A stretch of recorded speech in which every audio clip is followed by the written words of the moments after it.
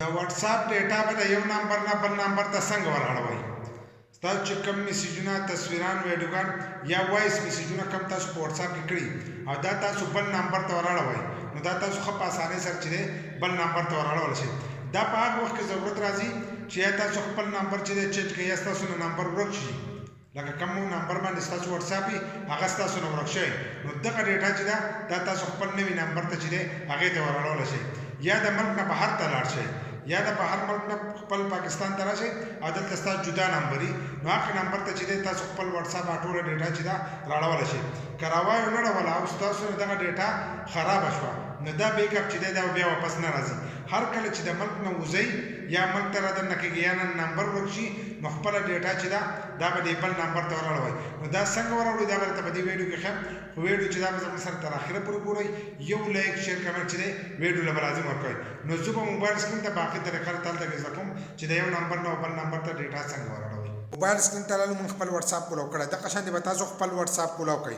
چې واتس اپ کولاو کړو پاسه د یو بټه به تاسو ته دا درې ټاکې ښکارېږي، دا درې ټاکې به ووایي چې څنګه یو دغه درې ټاکې ووایل، نو په دې کې به تاسو ته لاندې په اخره کې سیټینګ ښکارېږي. دا سیټینګ چې دی دا به له ځان سره کولاو کړئ. چې څنګه یو دغه سیټینګ کولاو کړو، نو له پاسنی اپشن چې دی دا به له ځان سره کولاو کړئ. اکاونټس د چاپۍ دا نښه ورته همدا دا به له ځان سره دغه شانتې کولاو کړئ. چې څنګه یو دغه کولاو کړو، نو تاسو ته به دا پنځه اپشنونه چې دي دا به کولاو شي. په دې کې منځنی اپشن چې کوم یو دی د ټلیفون دا شکل چې دی او دغه شی پکې دی دغه به ووایي چینج نمبر، دا چې دی دا به له ځان سره کولاو کړئ. چې څنګه یو دا کولاو کړو، نو دلته کې چې دی تاسو ته به لاندې ښکارېږي اشنا پټ او سپین لیکل، نیکسټ به پکې لیکلی دا به ووایي. خو په دې کې ګوره دا لیکلي دي، دا کم لیکل چې شوي دي په دې کې دا ویلي دي چې دا به حل وکېږي چې ستا سره هغه نه موبایل موجود یا له سره هغه زوړ نمبر چې دی موجود وي. که موبایل له سره نه وي نو هغه زوړ نمبر نه به بیک اپ والی نو هلو به چینج کېږي. خو چې ستاسو په واتس اپ کې هغه نمبر موجود وي نو تاسو باید چینج کړئ چې زوړ موبایل له سره موجود وي. نو دلته کې چې دی نه نیکسټ چې دی دا به ووایي. چې څنګه دا نیکسټ تاسو ووایي نو تاسو ته به دغه کولاو شي، لکه په هغې کې به لیکل چې په دې کې نمبر ورکوئ. نو دا له پاسنی چې دی په دې کې به تاسو خپل زوړ نمبر ورکوئ.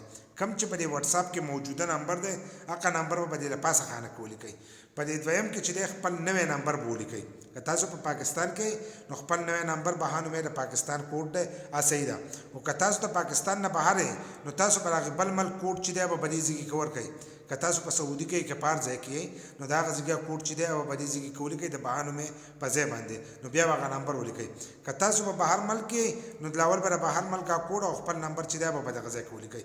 لکه څنګه چې زه اوس نمبر لیکم بیا پسې ورپسې چې دی نیکسټ به وو چې دی خپلې دواړه نمبرې په دې ځای کې ولیکئ. دغه شان به تاسو خپلې دواړه نمبرې چې دی به ولیکئ.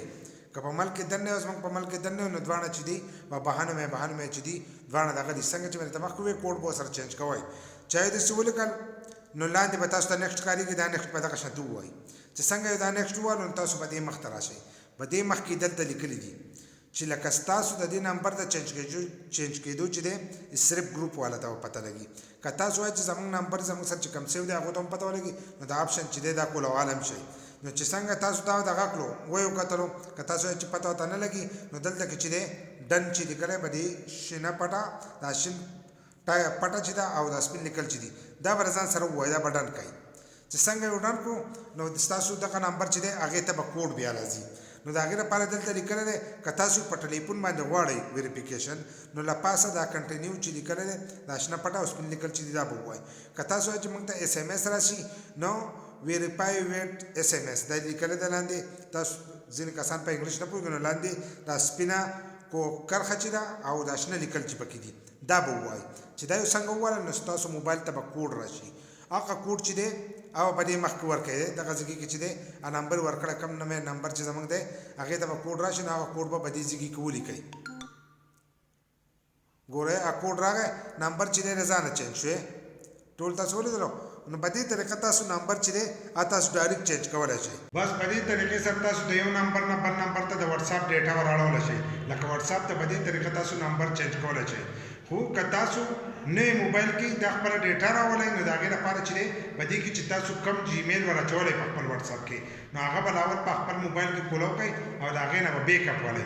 که که د بیک اپ طریقه نه درځي نو په هغې باندې چې دا زموږ ویډیو په یوټیوب چینل کې موجود ده چې بیک اپ یې واخیستو د هغې نه وروسته چې دی بیا ورته د خپل موبایل نمبر چینج کړئ چې د کم ملک کې هغه ملک کوډ او نمبر چې دی ور وکړو نو هغه نمبر ته به دا ور وړي تاسو ته به او ټي پي کوډ درشي چا یې پکې ورکړو نو ستاسو وټساپ چې دی هغه کولاو شي